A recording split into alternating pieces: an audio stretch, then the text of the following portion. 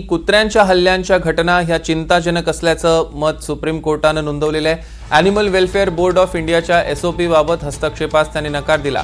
Supreme कोर्टानं भटक्या कुत्र्यांविषयीचा पूर्वीचा आदेश आपला कायम ठेवलेला आहे। कुत्र्यांच्या हल्ल्यांची घटना ही चिंताजनक असल्याचं कोर्टानं म्हटलेलं आहे।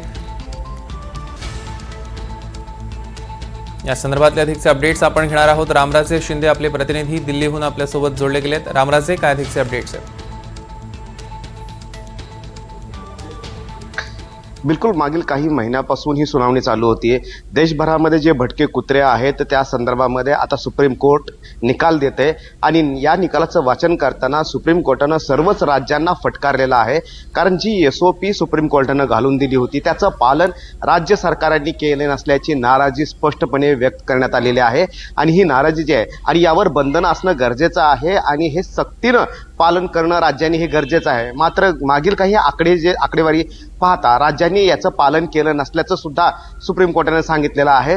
काही उदाहरण दिलेले आहेत। राजस्थान असेल, त्याचबरोबर दिल्लीमधील विमानतळ असेल, तिथे साधारणतः जानेवारीपासून 31 लोकांचा जीव गेलेला आहे की जिथे कुत्र्यांनी बाईट घेतलेला आहे, डॉग बाईट याला असं म्हटलं जातं। त्यामुळे या संदर्भामध्ये गंभीर विचार करणं गरजेचं आहे आणि त्याचबरोबर जर ॲनिमल लवर जे आहेत ते कुत्र्याच्या बाजूनं बोलत आहेत, त्यांची बाजू मांडत आहेत, परंतु दुसरा मुद्दा येतोय तो म्हणजे की नागरिकांच्या, लहान मुलांच्या आणि वृद्धांच्या सुरक्षेचा, याचाच अर्थ मानवी अधिकारांचा, त्यांना पण समाजामध्ये मुक्तपणे वावरण्याचा, मुक्तपणे फिरण्याचा अधिकार आहे, मानवी अधिकार आहे आणि हे उल्लंघन करून चालता येणार नाही असं सुद्धा सुप्रीम कोर्टाने सांगितलेलं आहे। त्यामुळे अनेक ठिकाणी अशा घटना घडल्या आहेत की लहान मुलांना कुत्र्यांनी चावल्याच्या घटना घडलेल्या आहेत, त्याचबरोबर वृद्धांना सुद्धा कुत्र्यांनी चावल्याच्या घटना घडलेल्या आहेत। रेबीजमुळे अनेकांचा मृत्यू झालेला आहे, अनेक जण दगावलेले आहेत असे गंभीरपणे सुप्रीम कोर्टाने सांगितलेलं आहे आणि यावर सरकार का गंभीर नाही आहे असा सवाल सुद्धा उपस्थित केलेला आहे।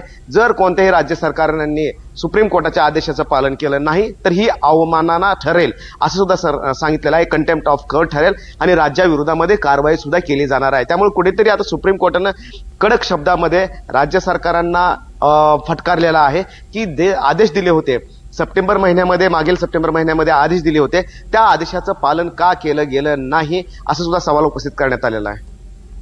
निश्चितच रामराजे, या संदर्भातले अधिकचे अपडेट्स आम्ही तुमच्याकडनं घेणार आहोत। तुर्तास धन्यवाद।